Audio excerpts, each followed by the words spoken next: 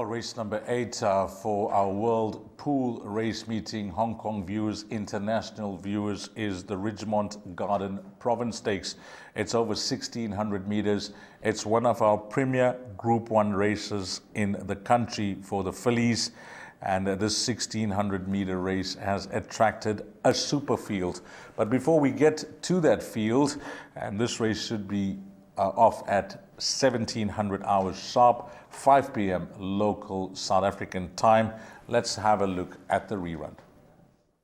Sovereign Grant's running a race, and Double Grand Slam showcasing her ability now. This is power, class and elegance. You can clear the runway because Double Grand Slam has landed by 5.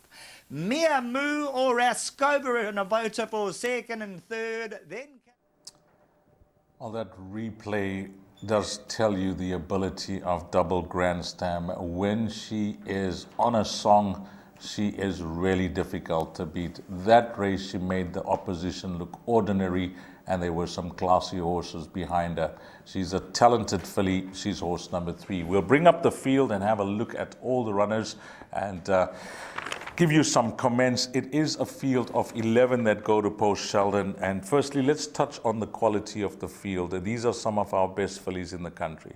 100% right. We've got the best of the best taking on one another. We've got the 3-year-olds, we've got some 4-year-olds, some 5-year-olds. So there's tried and tested horses, and there's still the up-and-coming horses. With number 3, Double Grand Slam, seeing that victory, absolutely scintillating. She bolted away from them. Then she ran second to Raskova over the 1,600. She gave Richard Ferree the big one when winning last time out, when beating Humdinger. The only concern in black and white is the distance. She's had 3 runs for a second and a third. And I remember calling her there on that day when she won, beating Mia Moo. She absolutely slammed them. And next time out, she moved up to the 300, tight on the outside, and Raskova found a little bit extra, and that was over the mile. So the only chink in her armor is the 1,600, but I think she's strengthening up nowadays, and she could just be ready for the mile now. You touched on that penultimate run, which was the South African fillies Guineas, where she ran second to Raskova. Viewers must take note that that day there was a howling tailwind, and Raskova is a strong front runner, which suited Raskova. She didn't throw in the towel, she ran all the way to the line, but the conditions on the day suited Raskova. In fact, there is a line of form between Raskova and Double Grand Slam. If you see where they've met each other 4 times, either or finishing first or second, it's 2 equals 2. They've both beaten each other 2 times. So this race, if they run 1-2 here, it'll be interesting to see which one finishes ahead of the other. So we have to paint them with the same brush. Double Grand Slam and Raskova, there's not much between them. Their running style is different. Raskova is a seriously strong front runner, and Double Grand Slam, she enjoys a patient ride. Over 1,400 meters, I think there's no horse possibly in the country that can beat number 3 Double Grand Slam. That's how deadly she is, and Sheldon's concern is the 1,600 meters. I see no issue with it. And number 10 Raskova. So both of them, numbers 3 and 10, there's not much that separates them. Mike de Kock has got number 6 Silver Sanctuary in the race. Now she is a super filly. She's already won 4 times for 5 places from 10 runs. Her win last time out, after all those runs, the Gauteng Fillies Guineas, the South African Fillies Classic, and the Oaks up in Gauteng, for her to come down after such a hard campaign in Gauteng to win in the manner that she did in the Will Avington, it was breathtaking, wasn't it? Absolutely amazing, and this is the horse that I think is going to run an absolute blinder. So if Double Grand Slam and Raskova are going to be beaten, Silver Sanctuary, I think this could be the flying the ointment. If you look at her earlier runs to Gimme Another, she found Gimme Another better on a good couple of occasions, and we know Gimme Another, an absolute superstar from the Mike de Kock stable. Richard Ferree's ridden Silver Sanctuary in the last 4 runs. He knows Double Grand Slam like the back of his hand, so he'll know exactly, tactically wise, how to ride this race. Number 4 Bavarian Beauty. She is a juvenile Group 1 winner at Hollywood Bets Greyville, but we haven't seen the best of her as a 3-year-old. Not yet. She's come back from that run. She had a run there behind Double Grand Slam, a fair run, 2.6 lengths behind. It's difficult to see her reversing the form with them. I think she's more the top four. Top four, but she'll run a good race. Number 4, Bavarian Beauty. Number 5, Red Palace, is one of those interesting runners from the Candice Bass Robinson stable. She's just behind the best of her generation, but she'll enjoy the conditions at Hollywood Bets Gravel. I've watched most of her races in Cape Town. She enjoys racing up handy. She can be a bit keen. I think if she's nice and relaxed and settled, Anthony Andrews, he seems to get the right tune out of her, number 5, Red Palace. She could be a factor in the race. And then a horse like number 2, Mrs. Browning. I've picked her out, Sheldon, because Sean Terry, he's kept her, to shorter distances, up to 1,500 meters. But it's clear to see in the Hollywood Bets Durban July, there's a horse called Aragosta. And she's a full sister to Aragosta, who's a Derby winner.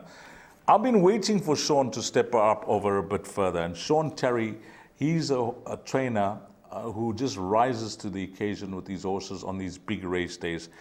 I've got no issue with her going 1,600 meters. For my money, she's the dark horse in the race, number 2. I got to agree with you. Number 2, Mrs. Browning. She's had 15 runs for 6 victories. And like you say, she's yet to test the mile. They're going the 1,600 on this occasion. And that could be the roll of the dice in her favour. So number 2, Mrs. Browning. She's well drawn. Gavin Larena, he knows her. He's ridden her before. And he'll certainly give them a run for the money. So it could come down to a very tactical race. And I think Deez, the tactics, how fast they go, where they're placed, I think that's going to be the winning move. Over the years, this race, whilst the best weighted column is a good guide, and I'll read out the best weighted column for the guys. They're Raskova and Mrs. Browning.